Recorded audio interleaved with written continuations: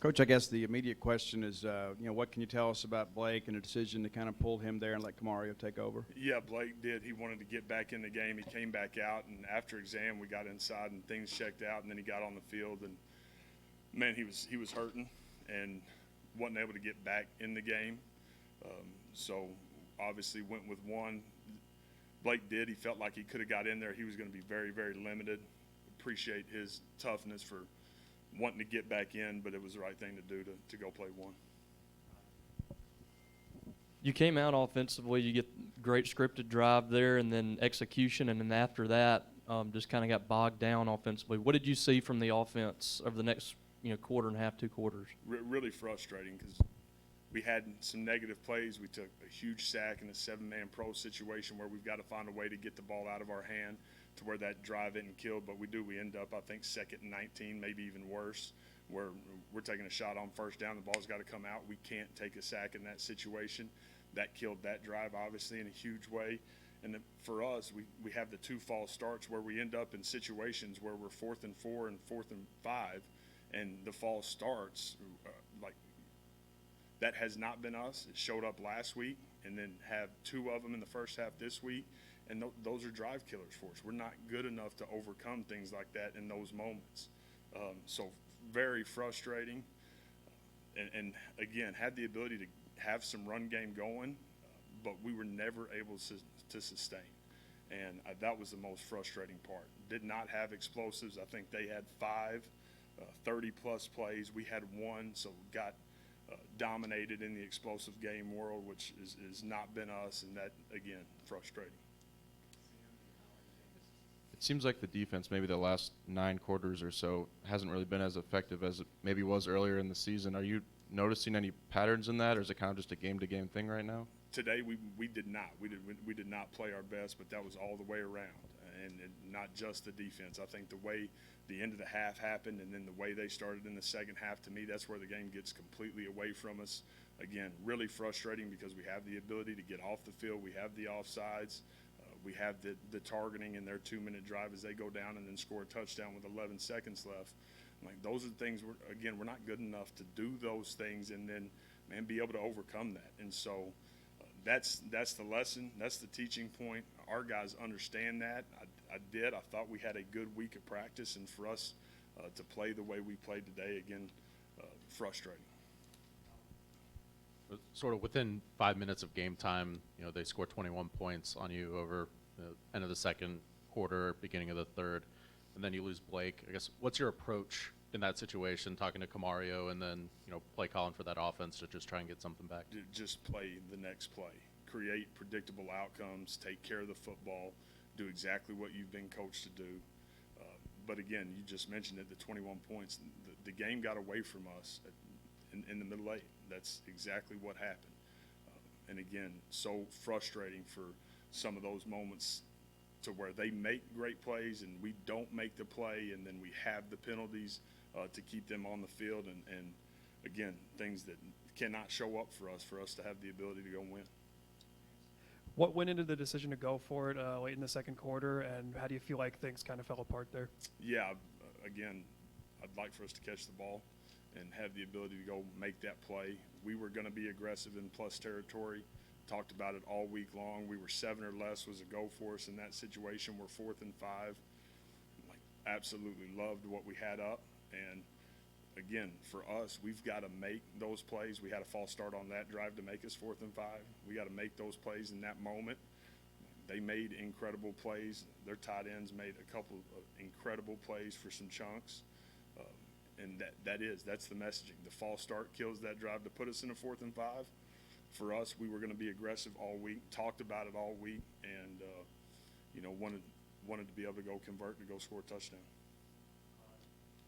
Coach Kamario, last week had his game, and then even today, amidst the loss, had a really good game as well. Just what can you say about his development throughout the season and what you've seen out of him? Yeah, proud of him for the toughness and the way he was trying to respond in the moment.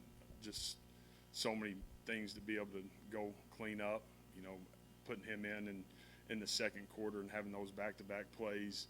We had the ability, again, that was the false start. We're in a really good call.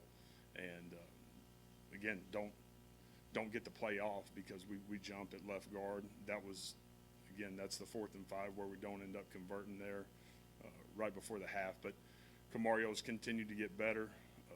I trust him to be able to go take care of the ball. He made some really good plays with his feet when things weren't perfect. Had the ability to do a couple other things to make some layups, as we talk about. We've got to be able to make the layups at that position, and we'll continue to coach him in that way, and he'll continue to get better and better.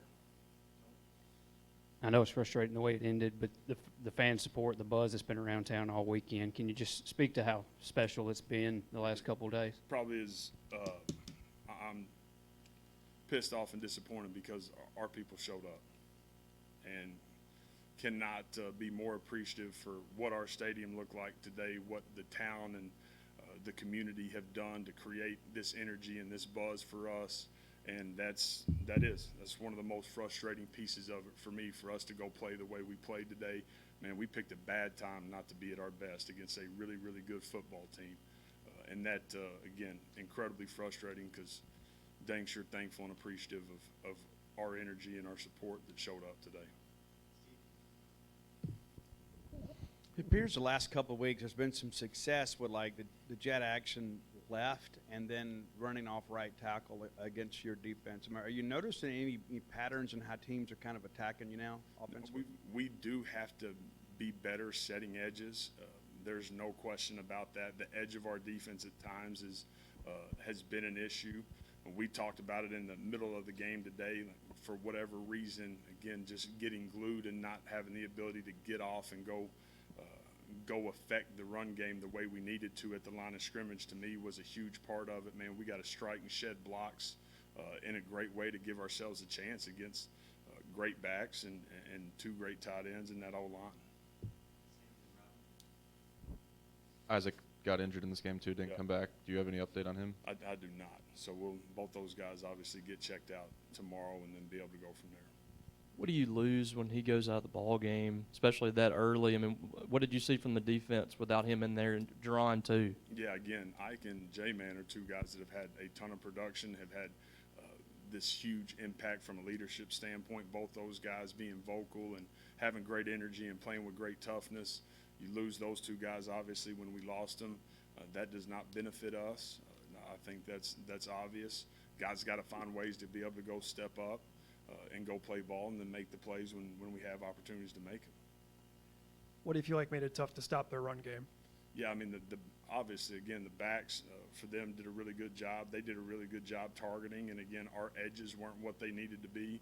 I did not think we tackled the way we needed to tackle and the way we've tackled prior to, obviously, today.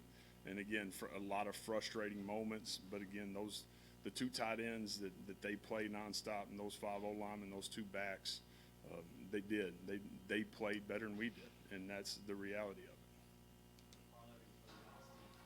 Coach, kind of a 2-parter, but what was the message to the guys after the game, and how are you looking for them to respond going into next week? Yeah, the message is we have a lot left in front of us. It's just like I just said in here, we picked a really bad time to play the way we played today. And for us, man, having the ability to be able to get back in the building, to be able to clear it, and to understand we've got this incredible opportunity as we go on the road next week.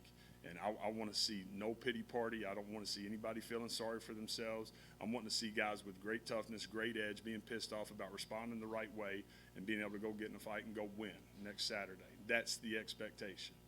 And every single person inside that locker room has that responsibility. And again, everything always starts and ends with me. All right, so I got to find ways to make sure that we're ready to go play next Saturday night. And then on, I guess, a more positive note, it seems like every time they take a shot towards Kelly Jones, it's a wasted play by the opposing offense, and it seems like he's getting better and better no matter the competition. What have you seen from him in SEC play that has allowed him to become one of the better corners in this conference? Yeah, again, Kelly was a captain for us today because of, man, how he's gone about his business. This is a guy that, as I point to him, he is eager to get coached every day. Like, there's great urgency in him getting coached, and he's fighting every day to get better. He's got this incredible skill set, but what he's done from the first day we got here until today, and what he's got ahead of him is special. So proud of Kelly, proud of who he is. he's got an elite future ahead of him.